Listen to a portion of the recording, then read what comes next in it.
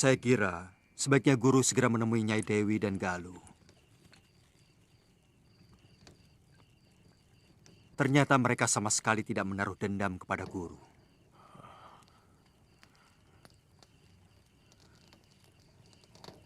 Saya malu, Dinda Prabu.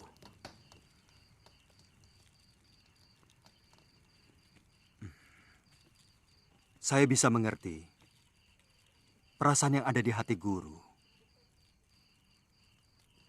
Tapi bagaimanapun, mereka membutuhkan guru sebagai seorang pelindung.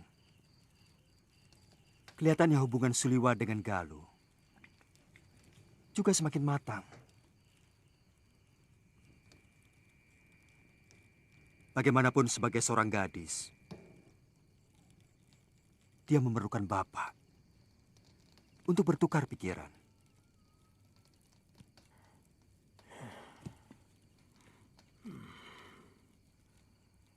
Mungkin tidak dalam waktu dekat ini. Saya berjanji pasti akan menemui mereka. Tapi pada saat yang paling tepat. Jadi kemana kalau saya ingin menemui guru sewaktu-waktu? Saya tidak akan jauh dari Padepokan, Dinda Prabu.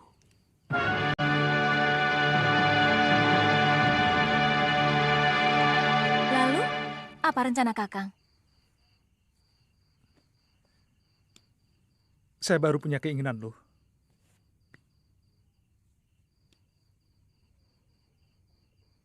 Saya ingin kembali menjadi seorang tabib. Kakang akan ke hutan seribu bunga? Tidak harus. Tapi terus terang saya bimbang. Kenapa? Apakah kamu akan betah tinggal di tempat yang begitu sepi? Kemudian aku punya rencana untuk merantau ke kota raja yang ramai. Supaya bisa lebih banyak menolong orang. Itu rencana bagus. Saya bisa minta tolong Kanda Prabu Anglindharma. Siapa tahu Kakang bisa diangkat sebagai tabib di Kedaton Malwapati. Jangan bebani Gusti Prabu loh. Saya ingin pindah ke Kalingapura. Ke tempat di mana tidak ada seorang pun yang kita kenal. Sehingga kita diperlakukan sebagai rakyat biasa. Aku selalu kagum padamu, Kakang. Mungkin saya akan ke sana sendirian dulu untuk menjajakan. Kalau sudah punya tempat berteduh, saya akan menjemput kamu. Yang penting, Kakang harus tetap setia. Karena suatu waktu, saya bisa saja muncul di sana. Jangan khawatir, Galuh. Aku tetap setia.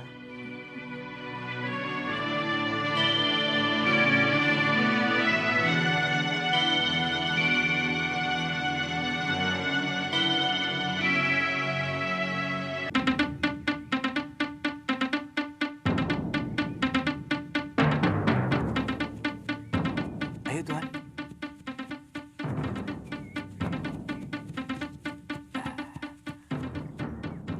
Tuan, itu regolnya sudah kelihatan, Tuan. Terima kasih, Kisanak.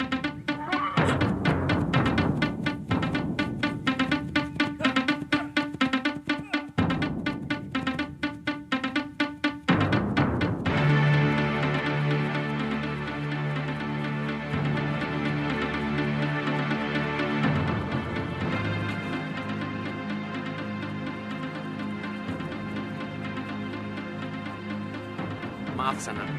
Benar ini Padepokan Gunung Kencana? Betul, Tuan. Silahkan. Terima kasih.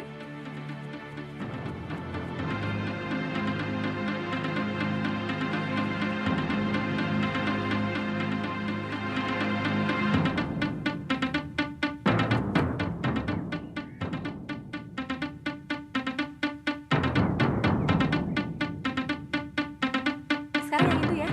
Baik.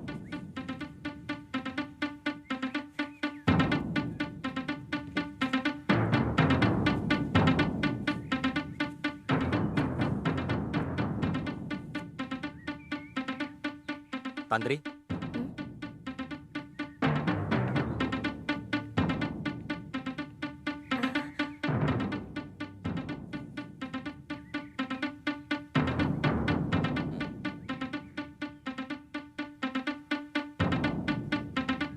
Hati-hati.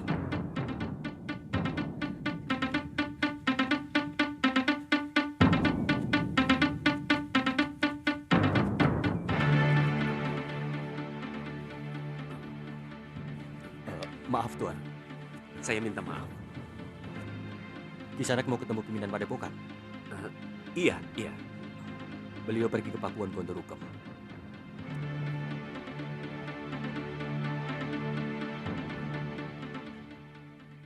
Kisanak, Maaf. Sebenarnya, saya ingin bertemu seorang gadis yang bernama Kaliana Tantri.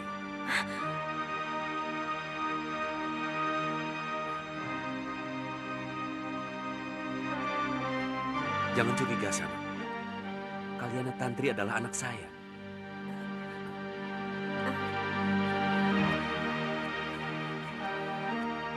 dari mana Kisanak tahu?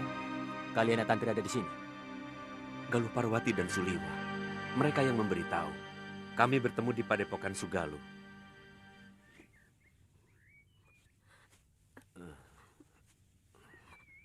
Tunggu. Kalau Tuan adalah Aji Santa, saya adalah anak Tuan. Iya, Tapi, saya ini cucu siapa? jelas Demang Kalapati, Tantri. Kakek, kenapa kakek masih menyimpan dendam kepada ayah? Apa? Kamu tahu kan? Kalau ayahmu itulah yang menyebabkan kematian ibumu. Asal Tuan tahu, orang yang paling dibenci oleh Eyang Kalapati adalah Tuan. Tuan yang memisahkan saya dengan Biung. Hingga akhirnya merana dan meninggal. Tuan yang tega menelantarkan anak kandungnya sendiri. Tuan tidak pantas menjadi seorang bopo. Tuan tidak pantas menjadi seorang bopo. Tantri, Sabar Tantri, sabar. Sabar Jangan Tantri. campur.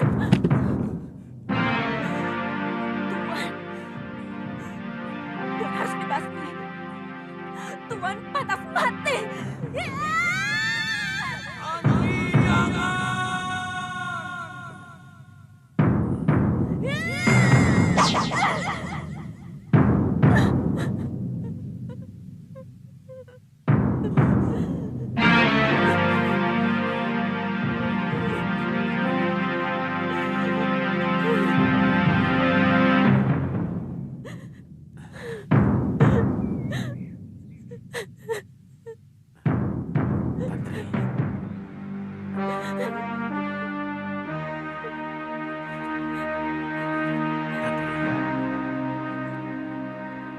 Bapak, Tantri anakku.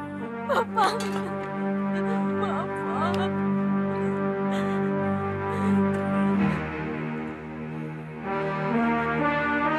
Tantri.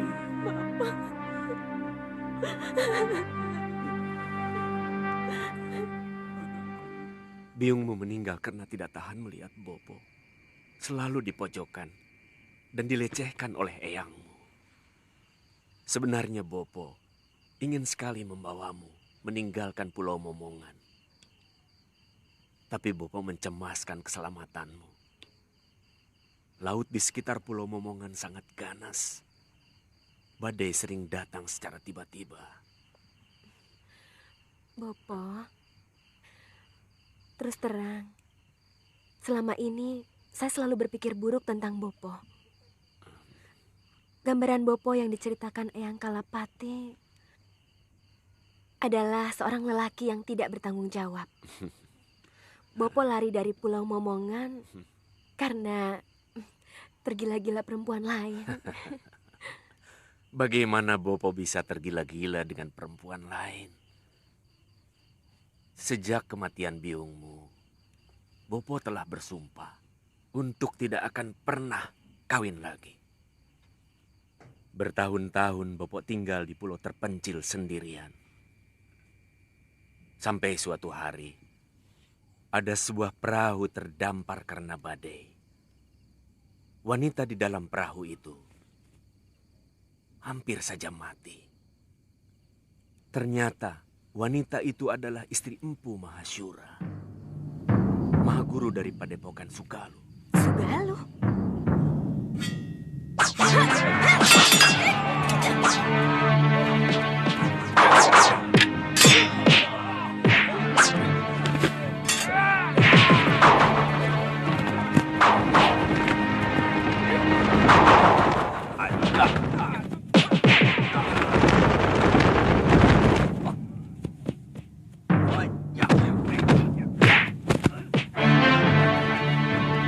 Jangan bunuh kakek saya. Wanita itu Ibu Galuh Parwati, Bopo. Galuh Parwati itu yang pernah datang ke Pulau Momongan untuk mencari ibunya. Iya, Bopo mengantar wanita itu. Maka sampai di tanah Jawa ini. Oh, rupanya semua ini karena tangan dewa yang telah mempertemukan kita. Bopo.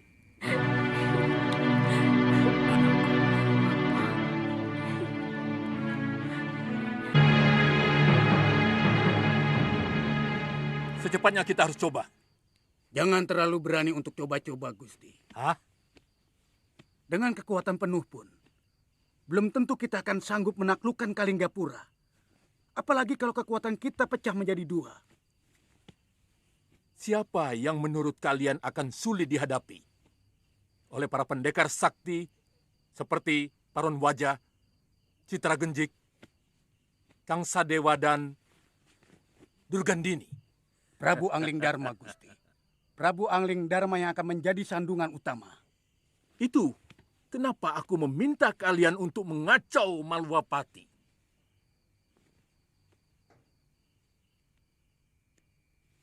Dengan kekacauan yang timbul di negerinya sendiri, Angling Dharma akan lebih mengutamakan pengamanan di negerinya. Saat itu, pasukan kita menuju ke Kalinggapura. Tentu, para pendekar yang kita sewa diharapkan sudah mulai mengacau di sana.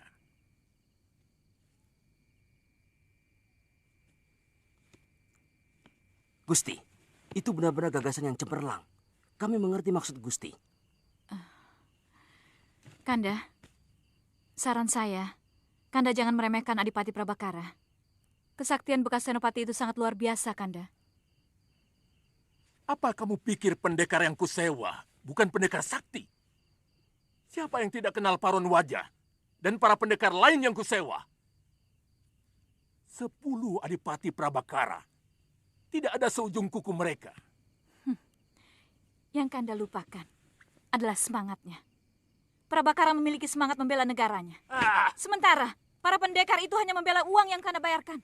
Habis uang, habis pula semangat tempur mereka. Cukup! Jangan ikut campur urusanku lagi. Asal kamu tahu, kamu sudah tidak aku butuhkan lagi. Tahu?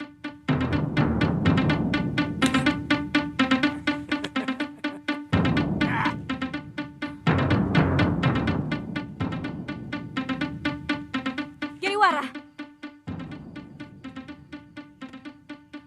semoga Dewata mengutuk semua perbuatanmu. Terkutuk kau!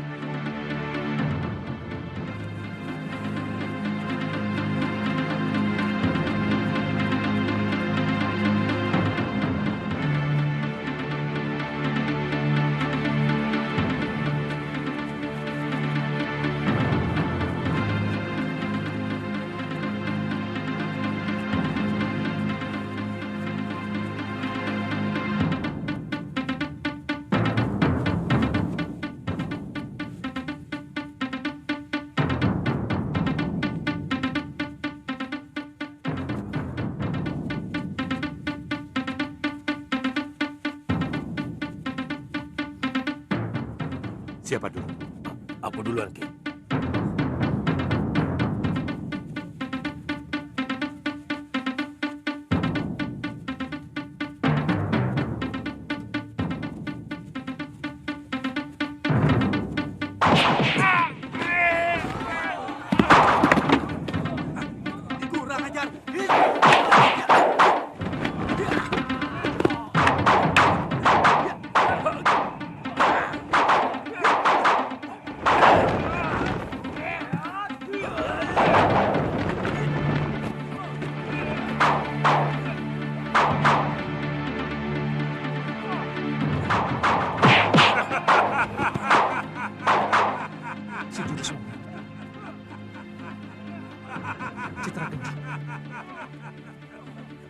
Sudah tua kelakuannya seperti berandalan pasar.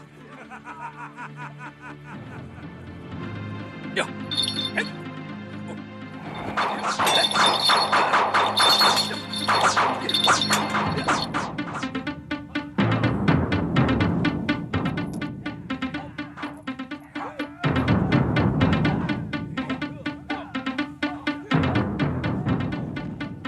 Terima kasih, Bu.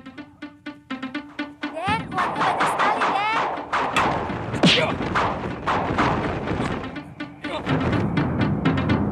Ketemu lagi, Tabib.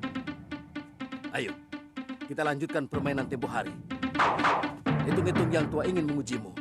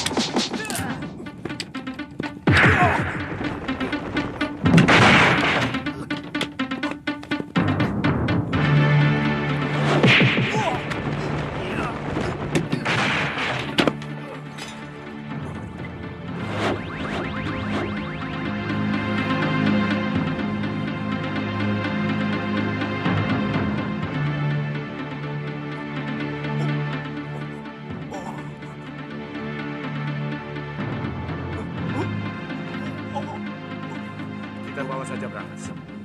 Mumpung kita cuma berdua. Iya. Akhirnya kita juga yang mendapatkan titisan Betara Surya ini, Genjing.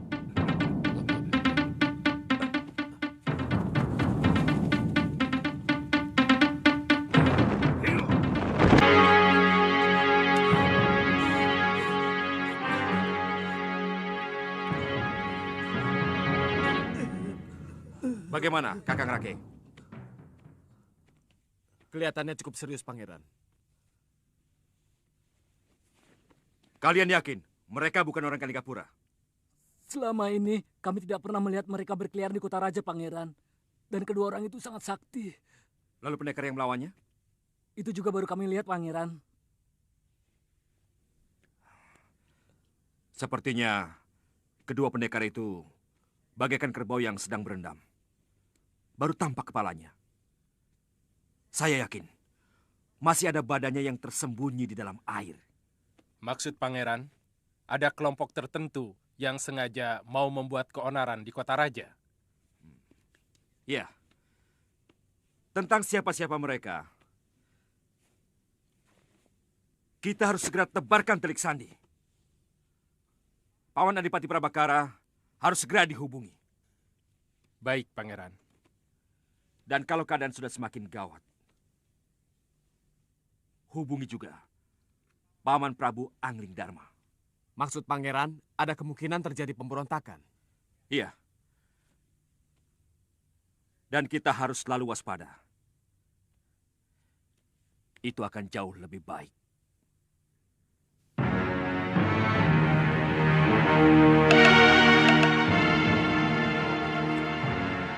Orang-orang Kalinggapura pasti sedang bersiaga penuh. mengira kita akan muncul lagi. Sebenarnya, aku malu menghadapi cecunguk-cecunguk seperti prajurit kemarin itu. Yang kuharapkan munculnya para pendekar dari Kalinggapura. Tapi mana? Belum tentu. Buktinya Suliwa ada di sana. Saya yakin dia tidak sendirian. Bukan begitu, Liwa? Bukan begitu, Liwa? Hiya!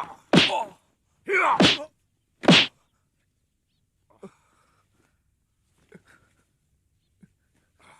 Katakan, siapa saja pendekar yang ada di Kalinggapura? Saya tidak tahu. Sontoloyo.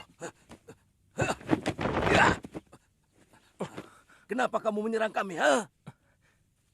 Sebagai sesama pendekar, saya malu melihat dua orang pendekar masyhur melawan prajurit-prajurit rendahan. Saya tidak bisa membiarkan kekejian seperti yang kalian lakukan.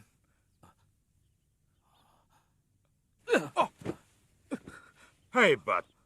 Rupanya kamu ingin disebut pahlawan di negeri Kalinggapura. Kenapa kalian memperlakukan saya seperti ini? Saya juga pendekar. Akan lebih terhormat kalau kalian membunuh saya.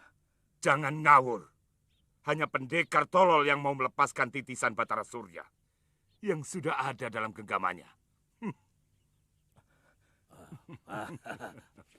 Itu omong kosong. Saya sendiri tidak pernah merasa sebagai titisan Batara Surya. Sungguh.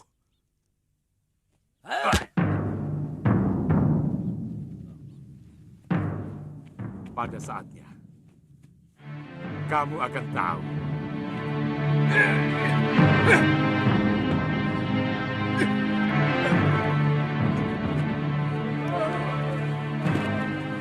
Paman, coba tolong tangani masalah keracunan ini ya.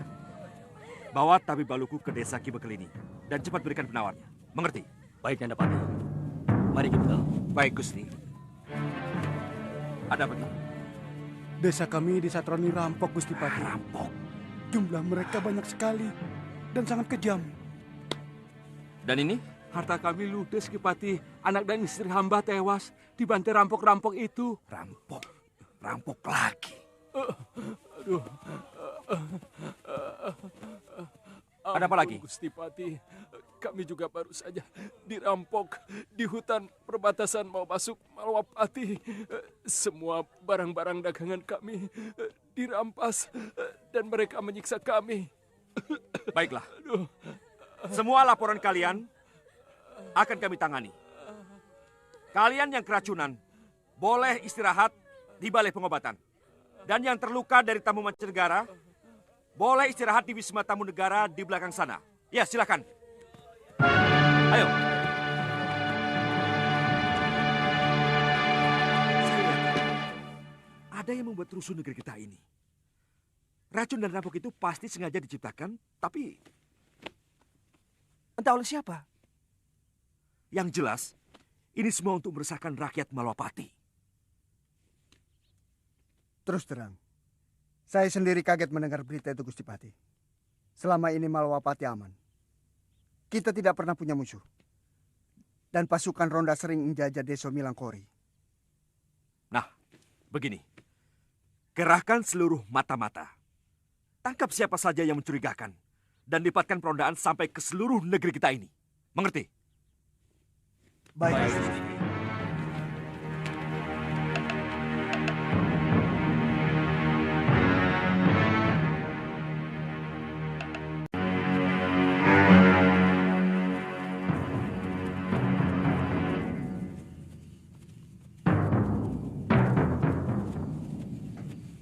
Kita tunggu saja apa yang akan dilakukan pasukan Malwapati itu. Sebaiknya kita jangan lakukan apa-apa dulu. Sebab mereka pasti akan melakukan perondaan sampai ke pinggir-pinggir desa. Kita tunggu sampai semua rakyat kembali merasa aman. Baru kita lakukan yang lebih dahsyat lagi dari yang kemarin. Aku yakin Prabu Angling Dharma akan meninggalkan Kalinggapura karena lebih memikirkan Malwapati. Kami sanggup untuk melakukan yang jauh lebih menyakitkan dari yang kemarin, Gusti Rake. Kalau perlu, kota Raja Malwapati bisa kujadikan lautan api. Itu bagus. Itu adalah saat yang paling tepat untuk menghancurkan Kalinggapura. Tapi ada masalah yang harus kita bicarakan lebih dalam, Gusti Rake. Terus terang masih ada ketidakjelasan mengenai cara pembayaran yang akan Tuan lakukan. Hingga saat ini kami baru menerima 1/4 dari yang Tuan janjikan. Itu masalah kecil, Ki Bungur. Yang 1/4 itu baru panjer namanya. Sekarang kalian akan menerima 1/4-nya lagi. Kalau hasil kerja kalian berhasil dengan baik, yang separohnya akan saya berikan. Ditambah hadiah langsung dari Gusti Giriwara. Mana uangnya?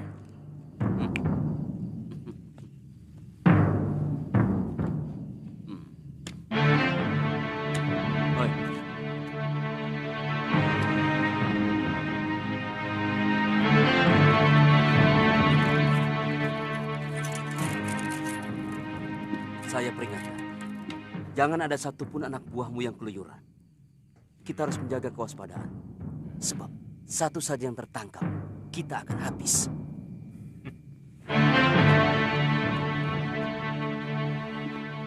Jangan takut, Tuan. Kami sudah biasa melakukan kerja rahasia.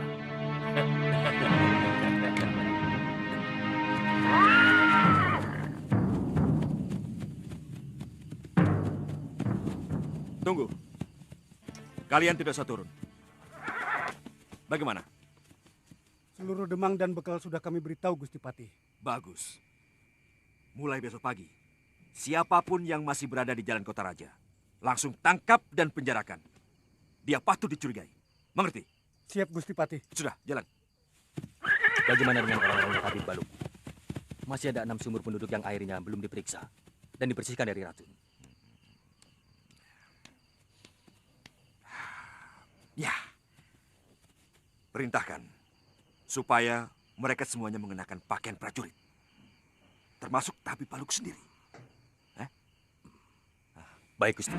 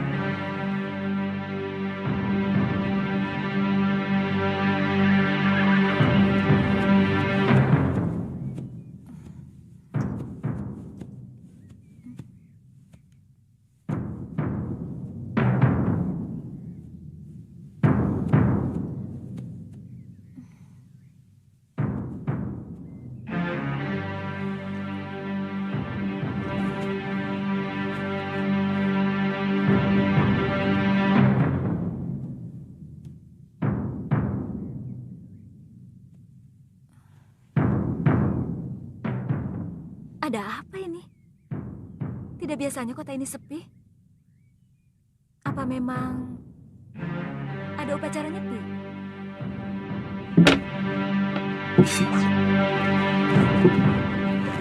Tangkap dia!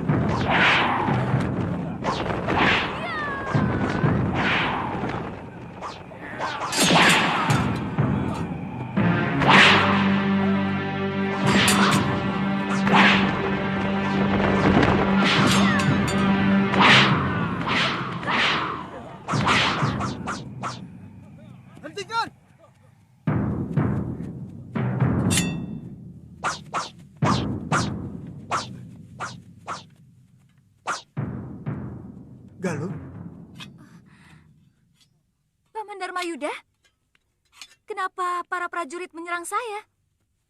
Bawakan kuda Nini Galuh kemari. Lebih baik kita segera ke Kedaton ini. Nanti saya ceritakan segala sesuatunya. Sudah 2 sasi ini, Dinda Prabu meninggalkan Malapati. Mencari kamu, Galuh. Kami sudah ketemu di Padepokan Sugaluh. Tapi Gusti Prabu sudah 1 pekan meninggalkan Padepokan. Katanya mau ke Malwapati. Mau ketemu sama Gusti Dewi Permaisuri Sekarwangi.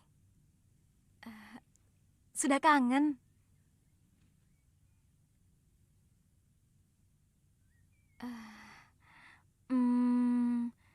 Kenapa kota raja ini begitu sepi, Gusti Patih? Memang sengaja disepikan. Sebab kami sedang menjebak penjahat yang mau mengacaukan Malwapati. Dalam 3 hari ini, seluruh penduduk diberitahu tidak berkeliaran keluar rumah. Sehingga siapapun yang masih berkeliaran di jalan akan langsung kami tangkap. Oh, itu yang terjadi pada saya. Untung Paman Dharma Yuda cepat muncul. Terima kasih, Paman.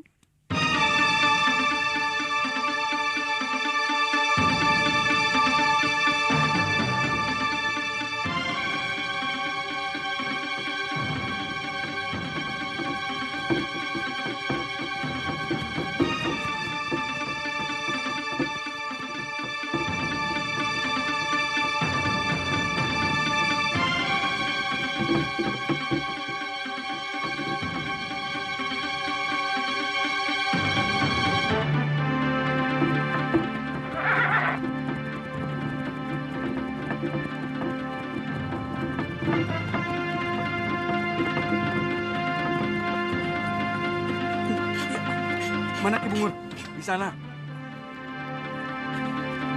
Ki Bungur, ada saudagar yang melintas dari arah Tuban. Mereka membawa 2 gerobak berisi barang dagangan.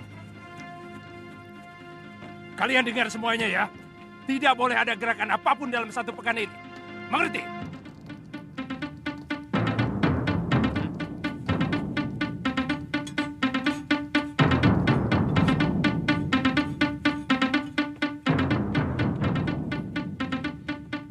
Ki Bungur.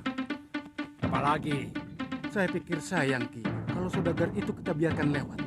Barang-barang dagangannya bisa untuk menambah penghasilan kita. Sayang, Ki.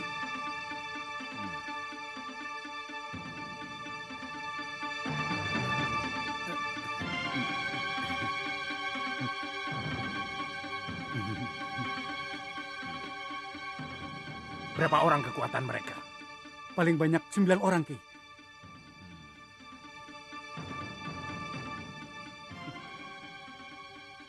Siapkan 20 orang. Dan cegat mereka di pertigaan Ringin Kembar. Jalan!